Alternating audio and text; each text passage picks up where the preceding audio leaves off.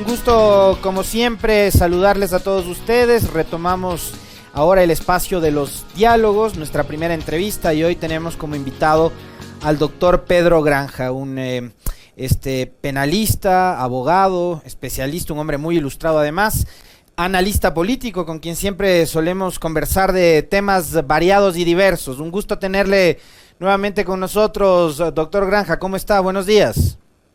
Le mando un enorme abrazo a Alexis y a los miles y miles de ecuatorianas y ecuatorianos que nos escuchan. En los últimos días, doctor Granja, hemos visto cómo el país nuevamente ha tenido que revivir escenas espantosas, tenebrosas además, de lo que ocurre al interior de los centros penitenciarios. El pasado 21 de julio hubo una nueva masacre en los centros de rehabilitación de Cotopaxi y de Guayas. El resultado fatal fue más de 20 privados de libertad asesinados, no fallecidos, no es que se murieron, fueron asesinados. A las cosas hay que llamarlas por su nombre, y estos privados de libertad fueron asesinados. ¿Cuáles son, a partir de las investigaciones que usted ha hecho, doctor, de los estudios que ha desarrollado, las principales causas para que el Ecuador haya vivido en estos últimos años una catástrofe de este nivel en el sistema de rehabilitación social, con ya 229 personas asesinadas entre 2017 y 2021? Sí, primero es importante entender que la crisis carcelaria es el resultado, no la causa, ¿ok? Es la consecuencia de lo que significa las decadentes estructuras socioeconómicas del país. Habría que empezar con algunos datos interesantes. Para el año 2017, la Oficina contra las Drogas de las Naciones Unidas ya nos decía que un kilo de cocaína al por mayor cuesta en Estados Unidos algo así como $28.000. Ese mismo kilo en Europa tenía un costo casi del doble, de $56.000. Para el año 2020, con la pandemia, los valores uno creería que disminuyeron y por el contrario aumentaron. Actualmente en Europa el kilo de cocaína al por mayor cuesta aproximadamente $60.000. Esto evidentemente ha provocado que puertos como Guayaquil se conviertan ya no en lo que fueron durante muchas décadas, en bodegas del narcotráfico. Hoy, lamentablemente, Guayaquil tenemos que decir que es una gasolinera, una estación de servicio del crimen organizado.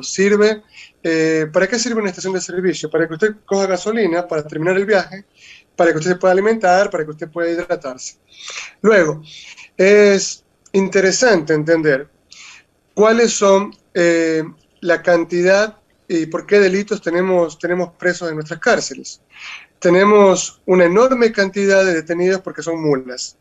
Una mula no es un despachador de drogas, no es un traficante de drogas, es un anciano que necesita, por ejemplo, medicinas para poder avanzar con su enfermedad y el Estado solamente le da $150 al mes. Este hombre es explotado, es utilizado por los grandes grupos del crimen organizado para que intente trasladar drogas a otros países. Y por esta razón, es decir, por ser pobre, fundamentalmente recibe condenas. Ahora, cuando una persona es condenada, esto es muy importante, Alexis, una persona es condenada, ¿se lo condena a qué cosa? A la privación de la libertad. No está siendo condenado ni a ser violado todas las noches, ni a ser empeñado, ni a ser torturado, ni a que le corten la cabeza en un penal. Cuando Guillermo Lasso dice que va a enfrentar el problema con mucha dureza, porque no va a permitir que de ninguna manera el crimen organizado esté por sobre él, y termina nombrando a una persona que no tiene ningún conocimiento en criminología ni en combate a las mafias, evidentemente le está tomando el pelo al país. Cuando no se entiende que no pagarle bien a un profesor implica condenar a miles de niños a no tener una educación de calidad, cuando no se invierte en el sistema sanitario, cuando no se invierte en la cuestión social, evidentemente decir que se va a reformar el sistema carcelario es una mentira. Usted decía hace un momento una mula es un anciano que no tiene para comprar sus medicinas. Una mula también puede ser una madre de familia soltera que no tiene con qué sostener su hogar, su familia, sus hijos. Es un desempleado. Una mula puede ser cualquiera que no tenga recursos para poder subsistir. Terminan siendo víctimas, ¿no? De este sistema tan perverso, doctor. Pero todo este problema, digamos que lo asume también el gobierno de Lasso, que lleva 2 meses en el poder, es algo que ya lo venimos arrastrando con mucha más profundidad desde el gobierno de Moreno, en donde, por ejemplo, se tomaron, a mi criterio, yo no soy un especialista en la materia como lo es usted, pero a mi criterio desacertadas, como la eliminación del Ministerio de Justicia. Entonces desaparecemos todo el organismo que era el encargado de la rectoría de la rehabilitación social. No sabemos si es que cumplimos o no los requisitos, por ejemplo, del número de guías penitenciarios por el número de privados de libertad que se acerca a los 40,000. ¿Cómo estamos en esos temas, doctor? Primero, para que funcione con alguna normalidad una prisión, no puede exceder, según las Naciones Unidas, de 500 presos. La cárcel de la Tacunga tiene más de 5.700 detenidos. Los niveles de hacinamiento nos lleva a una conclusión brutal, a cárceles en las cuales los presos prácticamente tienen que dormir de pie, en los que los presos apenas ingresan son empeñados, es decir, se les obliga a los familiares afuera a depositar sumas de dinero en ciertas cuentas bancarias porque de lo contrario lo siguen violando o lo viola un pabellón entero. Sobre estos temas hay que hablar, Alexis, aunque suenen muy, muy duros. Ahora bien, contaminar criminalmente a un muchacho que ingresa al penal porque robó un celular y se lo mezcla con gente que ha hecho del crimen su profesión, es un crimen realmente. ¿Y lo comete quién? El Estado, dentro de una fórmula que se llama hacer matar, dejar morir. Los hace matar del crimen organizado, de las grandes mafias, y los deja morir porque sabe perfectamente que su responsabilidad es la de que esa persona cumpla con su condena y salga con vida, y que salga con vida en las mejores condiciones posibles. Ahora bien, mire, hablemos de algunas cosas interesantes para solucionar el tema.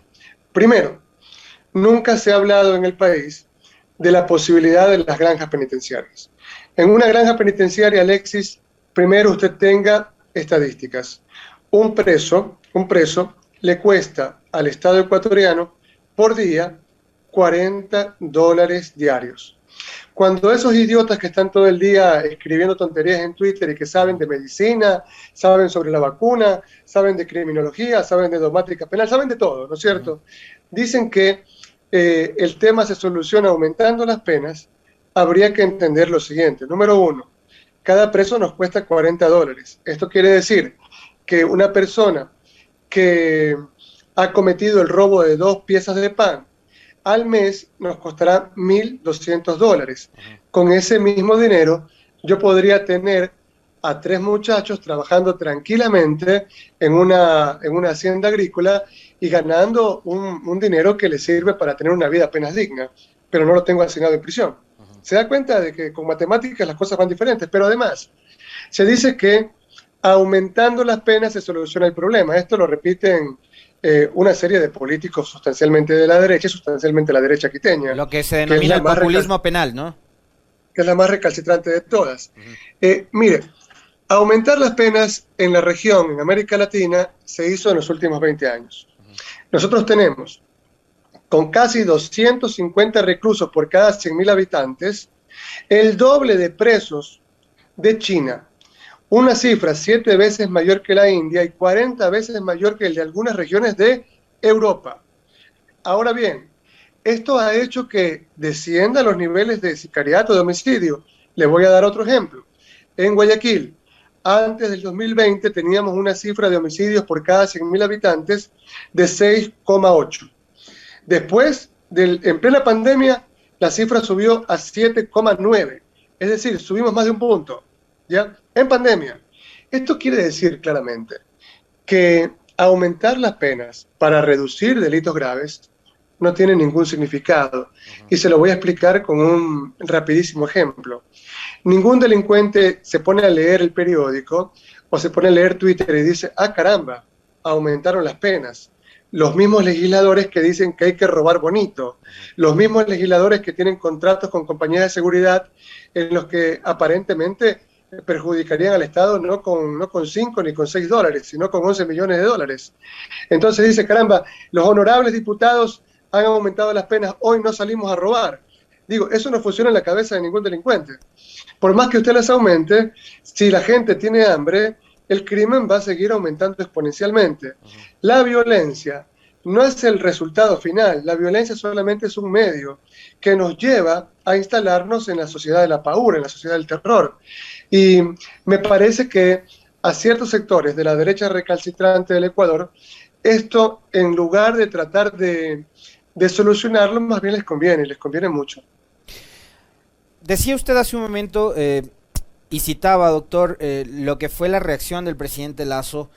Yo, digamos, sí le destaco, a diferencia de lo que pasaba en el gobierno anterior, que acá hay un presidente que está en el territorio, fue a Cotopaxi, estuvo ahí, brindó una rueda de prensa. Claro que, digamos, eso, más allá de los discursos que terminan siendo a ratos grandilocuentes a la hora, ¿no? Y que son además parte de los paños de agua tibia que se le dan a estos problemas.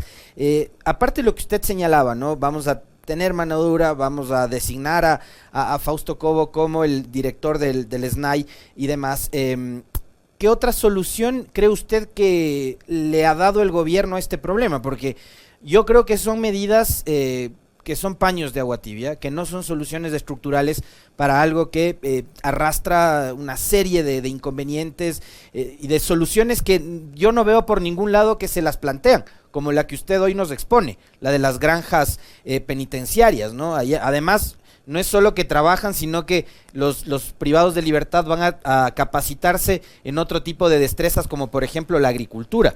Entonces, ¿qué pasa en esa materia? No vemos soluciones que sean a largo plazo y más estructurales. Sí, mire, mi querido Alexis, si usted tiene, hay casos muy lamentables, ¿no? De mujeres que son víctimas de violencia en países como el nuestro, pero el hecho que se logre separar del mismo tipo que le ponía los dos ojos morados y después se encuentra con otro y dice, caramba, ya con este estoy mejor, porque este solamente me da pataditas en las canillas y bueno, no me emploma los ojos como el primero. No, los dos son agresores. Es decir, claro, que si compara su vida con el primer agresor, evidentemente su vida será mejor con cualquier otro que le pegue menos. Comparar a Lenín Moreno con cualquier ser humano, atención, no con cualquier presidente de la República. Lenín Moreno comparado con Calígula nos haría ver a Calígula como prácticamente un hombre decente. O sea, Lenín Moreno es alguien que solamente de nombrarlo nos provoca repugnancia. Estamos hablando del gobierno que repartió los hospitales y que provocó miles y miles de muertes y que Guayaquil, mi ciudad, tenga un olor realmente a putrefacción de cadáveres durante los peores meses de la primera ola de pandemia. Entonces, claro, si usted me compara a Guillermo Lasso con Moreno, claro que Lasso va a ser mejor.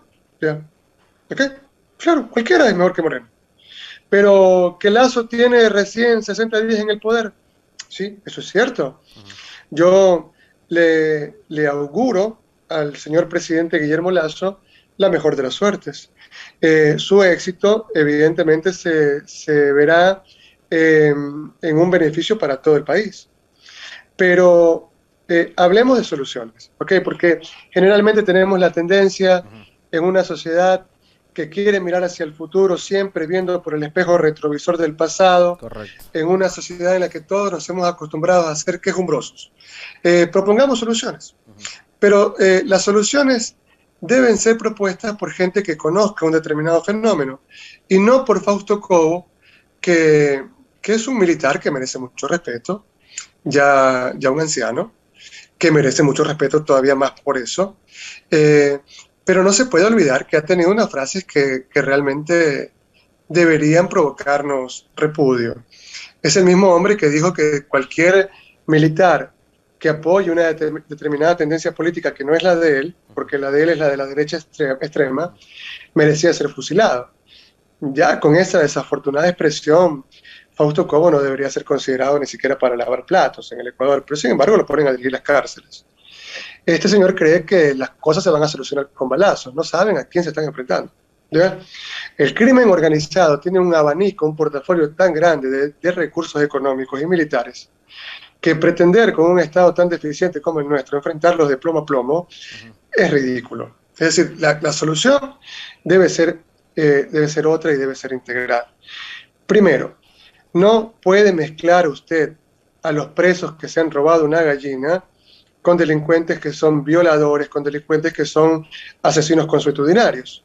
Tiene que separar a esos presos que van a encontrar en la cárcel solamente una universidad del crimen, que van a salir peores, con un montón de traumas más grandes todavía que con los que entraron. Segundo, si usted pone a trabajar a los presos menos peligrosos durante el día, evita que los violen, evita que salgan traumados al exterior. Y luego los puede mandar tranquilamente a dormir a sus respectivas casas. Eso evita el hacinamiento carcelario, que es una de las razones de la violencia. Tercero, si usted tiene las granjas penitenciarias, los presos van a producir sus propios alimentos y el excedente les va a servir no para que ellos estén en situación de esclavitud, porque no han perdido los derechos a que por un trabajo reciban una remuneración. Esa remuneración ingresa a sus cuentas, se evita que sean extorsionados por las bandas que están adentro, que tienen contacto todo el día con ellos, y de esta manera cuando salen tienen un par de centavos en la cuenta para empezar alguna actividad lícita en el exterior.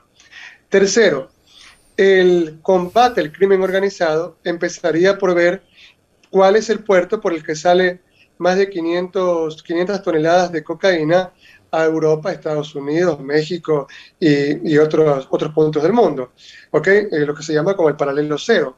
Habría que ver cómo controlamos mejor el puerto de Guayaquil, ¿ok? Y esto lo puede hacer un gobierno como el de Guillermo Lasso, que tiene todo el apoyo de la prensa, el apoyo de los militares, el apoyo de todo el mundo, ¿ok? Apoyo internacional. Luego, lo que para los europeos es un problema de seguridad, para nosotros es además un problema de gobernabilidad. Guillermo Lasso tiene que saber que el tema de las cárceles no es un tema menor, presidente. Es un tema en el que usted tiene que prestarle muchísima atención, porque de lo contrario, estos delincuentes van a seguir destruyendo todo nuestro ya alicaído tejido económico. Usted tiene que impulsar, ¿ok?, una verdadera reforma integral de la justicia. Habría que preguntarse cuántas personas son procesadas por narcotráfico en el Ecuador a gran escala y cuántos realmente son sobreseídos o se confirma su estado de inocencia o pasan 1 o 2 meses en prisión. ¿Por qué razones se da esto? Mientras, en cambio, al que roba una gallina se lo condena a varios años de cárcel. Digo, estas diferencias de concepto de algunos tribunales y juzgados deben ser analizados por alguna comisión internacional para ver cómo caminamos a la reforma de la justicia, que es un punto importantísimo en el hacinamiento de las cárceles y en la impunidad para los grandes carteles. En eso también deberían hacer una reflexión, doctor, para no abusar de medidas como la prisión preventiva, por ejemplo. Pero es que mire, cuando usted escucha a la fiscal general dice en su examen para ser fiscal que la prisión preventiva debe ser la primera opción. Digo, esa es una posición que no se lo dice ni el más grande defensor del populismo penal, ¿ok? La prisión preventiva es de última ratio. Digo, es la excepción, y eso lo conoce cualquier estudiante de preingreso de jurisprudencia. Cuando usted tiene personas que dictan prisión preventiva a gente que comete delitos que son insignificantes para la sociedad, lo que tenemos es que las cárceles se repletan de gente. Si se repletan de gente, ¿nos cuestan a quién? Al Estado. Si se repletan de gente, ¿qué pasa? Se aprovechan los grandes grupos del crimen organizado para reclutar soldados, para reclutar esclavos, para tener personajes que sirvan a sus protervos intereses sexuales, para tener sicarios afuera y además para tener gente para extorsionarlo. ¿Por qué? Porque las bandas al interior del penal le venden la falsa idea de protección. y aquel que no la compra termina muy mal. Ahora, para finalizar esta partecita que es importante, mi estimado Alexis, tampoco se podrá hacer mucho. Problema de gobernabilidad, el problema del crimen organizado y las prisiones. Si no se reforma de modo integral a las fuerzas policiales. ¿Ok? Este no es un problema que nos corresponde solo a los ecuatorianos, porque la mayor cantidad de consumidores de drogas duras no están pues en el Ecuador, están en Estados Unidos, están en Europa.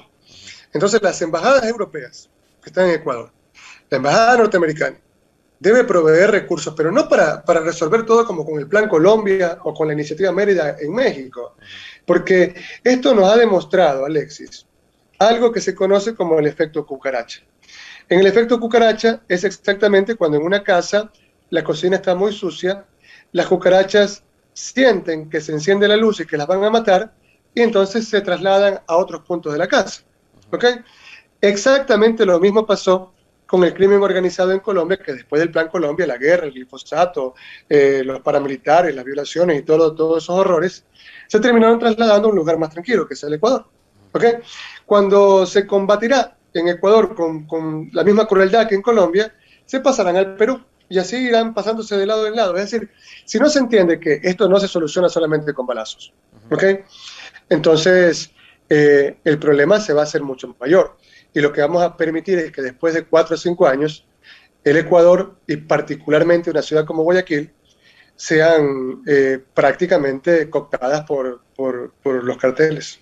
Ahora, ahí hay algo que me llama mucho la atención. ¿Cómo llegar a ese modelo de país en el manejo penitenciario cuando tenemos evidentemente un gobierno cuyo programa no tiene precisamente al ser humano como su centro, ¿no? Como su núcleo? Es un gobierno que tiene una tendencia bastante hacia el mercado, hacia el capital, y poco o nada le importará la vida de estas personas que para ellos probablemente sean descartables. Y usted decía hace un momento, doctor, y me hago eco de eso, el único derecho que pierden estas personas es el derecho a la libertad, pero de ahí siguen teniendo, por ejemplo, derecho a la vida, entre otros, ¿no?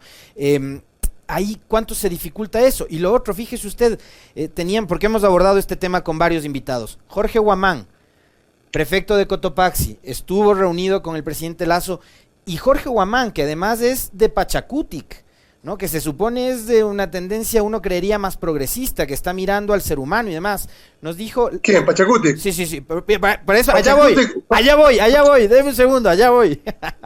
Verá que es bastante temprano en el Ecuador para estar bebiendo, creo que los que beben son de otro programa. Allá voy, yo solo tomo café y agua, pero allá voy. Entonces Jorge Huamán lo que nos dice es, no podemos seguir nosotros costeando esos $40 por PPL, hay que privatizar el sistema de rehabilitación social. ¿Qué le parece? Bueno, yo ni siquiera conozco al señor Huamán, lo que sí le puedo decir es que Pachacutic tiene de izquierda lo que yo tengo de gafitero, ¿ya? Digamos que esta gente perdió todo rumbo. Mire que uno de sus asambleístas es un gran empresario de la seguridad, ¿ok? ¿Ya? Es decir, no van a buscar al guardia de seguridad para que sea candidato a asambleísta, van a buscar al patrono, ¿ya? Esta gente de izquierda no tiene nada, ¿ya? Luego, no conozco quién sea Huamán, lo que sí le puedo decir es que algo yo aprendí de mi abuelo, que me decía permanentemente que la función en la vida de un idiota es hablar idioteces, ¿ya? Las cárceles, se intentaron privatizar las cárceles en Francia, ¿ya? Desde 1990. El Estado descubre, luego de 5 años, que terminaba despilfarrando mucho más recursos que si lo administraba directamente con la empresa privada. Y que los resultados eran incluso peores que cuando estaban siendo administradas por el mismo Estado. Hay otro ejemplo muy reciente que es el caso chileno, ¿ya? También intentaron privatizar las cárceles y el resultado es un desastre, ¿ya? Las cárceles en el Ecuador no las van a privatizar porque los que ganan las alcaldías están interesados en qué cosa, en el manejo en la licitación de la recolección de basura, en quién maneja los puertos y los aeropuertos, ¿ok? En quién maneja, quién tiene el control sobre las tasas para los grandes negocios y están dedicados por eso mismo a engarrotear no al crimen organizado, sino a Juan de los Palotes que sale a vender manzanitas para ver cómo le da de comer a sus hijos. ¿Sí? Privatizar las cárceles implicaría que alguna empresa esté, digamos que interesada en invertir una gran cantidad de millones de dólares y en recibir de parte del Estado una ganancia. ¿Usted cree que esa empresa podría ser dirigida por inversionistas, por ejemplo, de Guayaquil o Quito? ¿Ya? No le van a meter un centavo en eso. No le van a meter un centavo en eso. ¿Ya? Porque ese no es su portafolio de negocios. ¿Ya? Luego, ¿por qué le deben importar las cárceles al presidente Lasso? Yo no estoy de acuerdo con usted cuando me dice que de quién es Guillermo Lasso y que no tiene al ser humano como centro de su gestión. Eso lo sabemos perfectamente. ¿Ya? Si la derecha se preocupara por los derechos de los trabajadores, se preocupara por invertir en educación, por darle sueldos dignos a los profesores, por darle estabilidad laboral a los médicos, no fueran la derecha. No, su posición en la vida ha sido siempre la de ser unos grandísimos canallas. ¿Sí? Por eso es el conflicto social y por eso es la lucha de clases, que no se le inventa Pedro Granja, que no se le inventa a nadie, sino que es un hecho dialéctico que se descubre cuando uno ve cómo se mueve la sociedad. Ahora bien, tiene que interesarle el tema al señor Lasso, porque actualmente vivimos en globalización. Y en globalización, no entender que el crimen organizado extiende sus garras y termina manejando las democracias de países del tercer mundo es bastante estúpido. Es decir, Guillermo Lasso sabe que si permite que los carteles de la droga sigan aumentando su poder en esa tercera fase en la que están, porque ya pasaron la fase depredatoria, ya pasaron la fase parasitaria y ahora están en la fase simbiótica. Esto el presidente Lasso lo sabe perfectamente. Ahora bien, él conoce que si no los combate, no los desarticula, no los golpea inteligentemente en los próximos años, esta gente va a terminar ocupando su lugar en la sociedad. ¿Ok? Porque el crimen organizado, a diferencia suya y mía, mi querido Alexis, no tiene ideología. Es una transnacional. Al crimen organizado no le interesa si gobierna el comunismo o si gobierna el capitalismo extremo, no le interesa nada de eso. ¿Ya?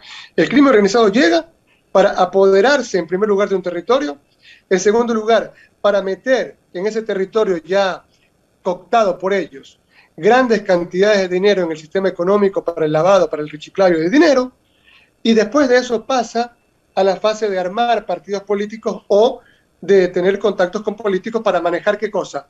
Para manejar la cuestión de las leyes y el manejo de las cárceles, manejar el Estado. ¿Ok?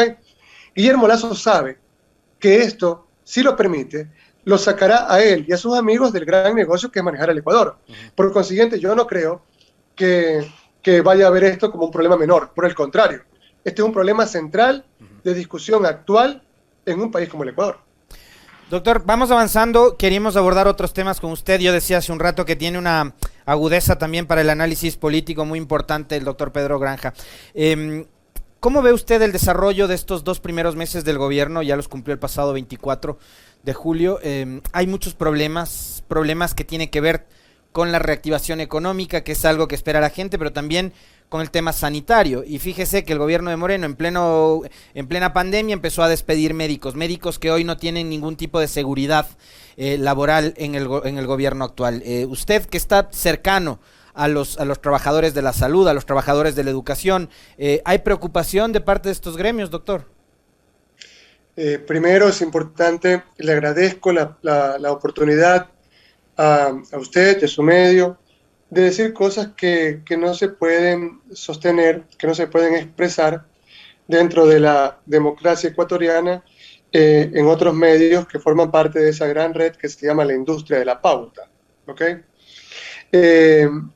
Mire, se le ha ganado a la ministra de Salud del gobierno del señor bachiller Guillermo Lasso más de 70 juicios constitucionales de en los que los protagonistas son enfermeros, camilleros, médicos, especialistas, que trabajaron en la pandemia y que según el artículo 25 de la Ley Orgánica Humanitaria tenían que haber sido convocados a concurso en forma inmediata y luego de entregar 2 documentos, su título profesional y la constancia de que trabajaron efectivamente en el peor momento de la pandemia, arriesgando sus vidas, tenían que haber recibido sus nombramientos definitivos.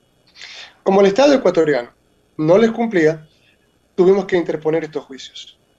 Les repito, no 1, no 2, no 3, no 4, no 5, les ganamos 70 juicios al menos, al menos.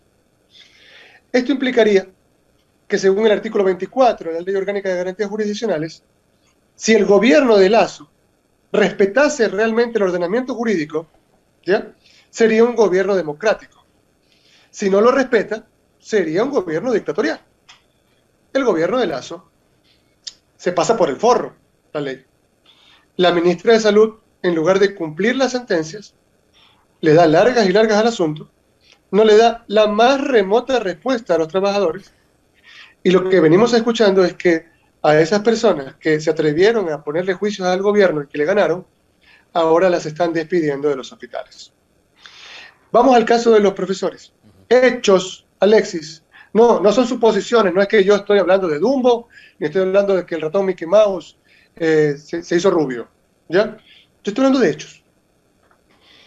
Yo soy abogado de un número importantísimo de profesores, gratuitamente. No les he cobrado medio centavo, no les cobraré medio centavo. Voy a la audiencia en la Corte Constitucional y ¿saben lo que dicen los abogados de Guillermo Lasso? Miren, señores jueces de la Corte Constitucional, ustedes que fueron puestos, bueno, esto lo digo yo, si ustedes le dan la razón a los profesores, esto pasará a la larga lista de promesas sin cumplir. Parecería que estamos escuchando una canción de Héroes del Silencio, pero no, es la perorata de los abogados del gobierno de la unidad, del gobierno del encuentro, del gobierno de la democracia.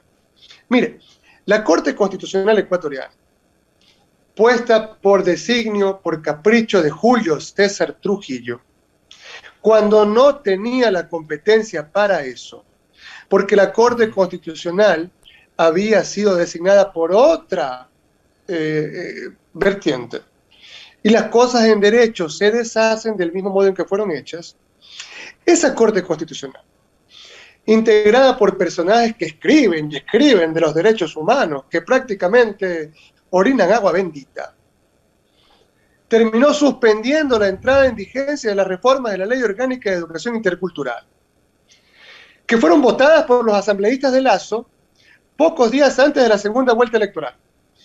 Lasso, candidato, les promete a los profesores la equiparación salarial de $1.000. Lasso, presidente, los manda a buscar la plata por donde sea, pero él no se las va a dar. El gobierno de Guillermo Lasso niega además la posibilidad de la recategorización docente, que es un derecho que tienen los profesores, una sola vez en la vida. ¿Ok? Frente a todo esto, mi querido Alexis, estamos recogiendo firmas en estos momentos de centenares y centenares de profesores y de médicos.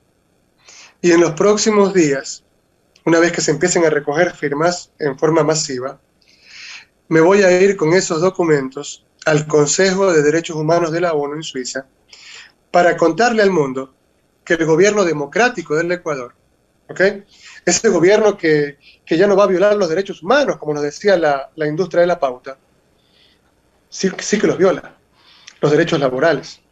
No cumple con sentencias constitucionales, no le entrega la estabilidad laboral que tanto desean y merecen los sanitarios, y no cumple con las reformas a la Ley Orgánica de Educación, que son, sin duda ninguna, una expresión de vanguardia en los últimos años en lo que se conoce como una legislación verdaderamente educativa. Entonces, es evidente que en 60 días el distinguido señor presidente Guillermo Lasso no puede cambiar una historia de tantos años, de tantos gobiernos como el de Mahuad, que prometió no quebrar el país mientras lo quebraba, de la historia de la demencial vulgaridad del correísmo, de la idiocia y la corrupción sin nombres del morenismo, pero por el amor de Dios, pero casi en todos esos gobiernos Guillermo Lasso fue parte activa, ¿ok? Guillermo Lasso no es que es un hombre nuevo en política, no es que es un hombre que no tiene ninguna vinculación con lo que hicieron gobiernos anteriores. Fue el superministro de Economía del gobierno del feriado bancario. Esto es un hecho, no una suposición. Y cogobernó con Lenín Moreno, ¿ok? Tanto es que varios de sus principales adláteres formaban parte del gobierno de Moreno. Entonces, que se nos diga ahora que él no tiene ninguna responsabilidad con lo que está pasando, no, sí que la tiene. Ahora bien, yo soy un hombre de derecho. Lo único que aprendí en la vida es a leer, a tratar de investigar algunas cosas, y tengo evidentemente una posición muy clara ante la vida. Yo estoy con los oprimidos, nunca con sus verdugos. No voy a ser candidato ni a último conserje de ningún municipio en ninguna parte. No me interesa la política ni para pensarla, ¿ok? Voy a ejercer mi profesión y voy a defender a esta gente gratuitamente hasta cuando tenga vida. Pero lo que le estoy planteando es extremadamente lamentable. Estamos en una crisis, evidentemente, sin nombre, pero el gobierno, en lugar de al menos escuchar a la gente que está actualmente en huelga de hambre y que está arriesgando la vida, es su responsabilidad, señor presidente, si se mueren. El gobierno, en lugar de al menos decirnos, muchachos, en estos momentos no les puedo dar la estabilidad laboral que tanto buscan, pero esperemos por lo menos 6 meses, esperemos un año, sigan trabajando en los hospitales porque seguimos en pandemia y porque los necesitamos. En lugar de hacer eso, la única solución que tiene es resolver todo como lo hacía Correa y como lo hacía Moreno, a punta de palazos, como con los campesinos. Entonces, yo no encuentro mayor diferencia entre lo que es y lo que ha sido que no puede seguir siendo. Doctor, se nos va terminando el tiempo y yo quiero abordar con usted 2 temas que se me quedan pendientes y que obviamente quiero conocer su opinión. El uno con respecto de toda esta porquería que se ha desatado a partir del juicio político en contra de Pablo Celi, ex Contralor General del Estado, uno de los hombres fuertes durante el morenismo, protegido y blindado por el Trujillato, y también lo último que conoció Quito la tarde del pasado viernes, ¿no? El pronunciamiento de la Corte Provincial en favor de Jorge Yunda, quien regresaría como alcalde ya, ¿no? Quien ha tomado, de hecho, nuevamente la alcaldía, una vez que se ha determinado en el Tribunal de Justicia Provincial que se violaron sus derechos y que no se respetó el debido proceso en su remoción. ¿Su criterio sobre estos 2 temas, doctor? Primero, decía Ernesto Sábato, en un maravilloso libro que se llama Abadón, el ángel exterminador, decía que uno tiene la tendencia, la extraña tendencia, la natural tendencia además, de que cuando ve a una persona decrépita, de decir inmediatamente pobre viejito, pero uno no se pone a pensar de pronto qué hizo ese viejito cuando era joven. De pronto fue un gran jerarca nazi, de pronto fue un gran torturador, de pronto fue un gran violador de los derechos humanos.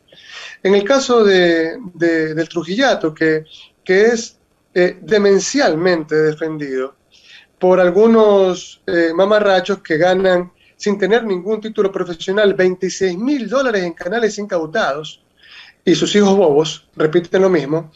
En el caso de Trujillo habría que recordar que este señor, que fue un grandísimo abogado, nunca fue de izquierda. No lo traten de posicionar como un hombre de izquierda porque fue fundador del Partido Conservador. El Partido Conservador es un partido de derechas, ¿ok? Trujillo fue además asambleísta en la Asamblea Constitucional, no constituyente, porque así la llamó ese pacto entre socialcristianos y demócratas populares, de 1999, que después nos terminó dando a algunos sinsabores a todos los ecuatorianos. Ahora bien, Pablo Celi nunca fue contralor. Todos sus actos son nulos y sin ningún valor. Pablo Celi nunca participó en ningún concurso de merecimiento ni oposición para obtener tal dignidad. Pablo Celi nunca sucedió a ese sinvergüenza que era Poli en la Contraloría. Y si no fue nominado y si no se posesionó en legal y debida forma como debía hacerlo ante la Asamblea Nacional, su posición allí fue siempre la de un usurpador. Un usurpador que estuvo siempre blindado por el Trujillato. Ahora bien, entre otras barbaridades, más allá del caso de las Torres, este tipo terminó desvaneciendo glosas a compañías que le han terminado perjudicando con impuestos o con una serie de sinvergüencerías al país, ¿ok? Ahora, la gente dirá, no, pero esto a mí qué me importa si esta compañía no le paga impuestos al país, si este sinvergüenza de Pablo Celi desvanecía las glosas. No, sí que tiene que importarnos, porque si no, esta gente terminaba llevándose ese dinero, habría servido para construir escuelas, para construir hospitales. Entonces tiene que importarnos, siempre te tiene que importar. Luego, en el tema de Yunda. Mire, Yunda es un tipo tan perverso que se tomó el aeropuerto de Quito. Yunda es un tipo tan perverso, ¿ok? Que terminó dejando abandonada la ciudad, que se declaró enfermo de COVID, cuando morían por Quito la gente por las calles. Ah, no, ese no es Yunda, perdón, ese no es Yunda. Está confundido de alcalde. Sí, esa es otra persona. Esa es otra persona que está libre, que no tiene ningún juicio y que está tranquilamente por allí. Por ahí están haciendo 2 baños, me parece, en Pozorja por $88,000, algo así, no sé, y nadie dice nada. Porque, mire, el gran delito de Jorge Yunda fue no pagar pauta, ¿ya? Y eso, al final de cuentas, lo terminó pagando muy caro, ¿ok? Luego, Yunda, que ciertamente debería ser investigado por el tema de tener tantas radios, algo que es bastante raro.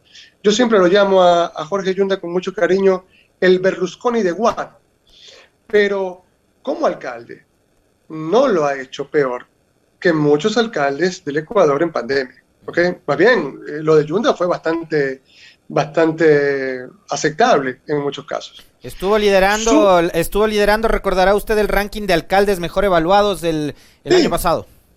Ciertamente, pero a las élites no les gusta porque de pronto es bajito y porque de pronto tiene la piel cobriza como la mía, ¿ok? Ahora bien, Yunda comete, además del error de no pagar pautas, un segundo error en la selección del equipo que lo va a acompañar en la alcaldía, ¿ok? Que nos debería servir de ejemplo a todos para saber en quién confiamos y en quién no. Ahora bien, el señor Santiago Guarderas no puede acceder a la alcaldía de Quito. Primero, porque hay una norma muy clara, una norma hipotética que está por debajo de la norma estética, pero que de todas maneras vale, ¿ok? Porque si la norma pierde todo sentido, queda vaciada de sentido la sociedad. Hay una norma que le impide a un hombre acceder a la vicealcaldía cuando el alcalde es otro hombre, ¿ok? Por algo que se llama paridad de género, que en Ecuador no les gusta escuchar, porque en Ecuador se vive un machismo de la Madonna, un machismo en el que prácticamente somos unos cavernarios. Entonces el señor Guarderas no podía haber accedido a la vicealcaldía de Quito, porque la ley se lo impide, ¿ya? Por allí, de esto no hablan los abogaditos aniñados de la capital, que son puro saco y corbata, ¿ya? Puro saco y corbata. Y que se la pasan desfilando por todas las radios estos sinvergüenzas que se vacunaron saltándose la fila de las vacunas, ¿ya? Entonces, me parece que es interesante que un juez de garantías constitucionales o que un tribunal haya puesto las cosas en su lugar y que Yunda, que les guste o no, fue elegido del mismo modo que Guillermo Lasso por una mayoría de ciudadanos, cumpla con su mandato democrático, como deben ser las cosas en una democracia. Digo, para escoger alcalde de Quito tienen que votar los quiteños del sur también, ¿eh? ¿Okay? No solamente 4 gatos del norte de Quito o del Quito Tenis. Ni los que discuten en Twitter, ni los que hacen encuestas de Twitter. Mire, eso de Twitter ni siquiera existe, ya, porque ahí lo que existe son los troll centers, es decir, un mismo mamarracho tiene 50 cuentas y se la pasa tecleando todo el día y entonces después le dan un salario básico, ¿no? Eso ni siquiera tiene ningún sentido, ningún valor. Al final votan los pueblos y el pueblo de Quito eligió a Yunda, que no tiene un apellido rimbombante, qué pena. que no tiene el tamaño, la estatura que quisieran algunos que se sienten descendientes de Hitler, que se sienten descendientes de la CSS, qué pena, ¿ok? Pero ese es el alcalde que eligieron. Y el que creen que es el vicealcalde no puede ocupar ese puesto porque hay una norma legal que claramente se lo impide. Muy bien.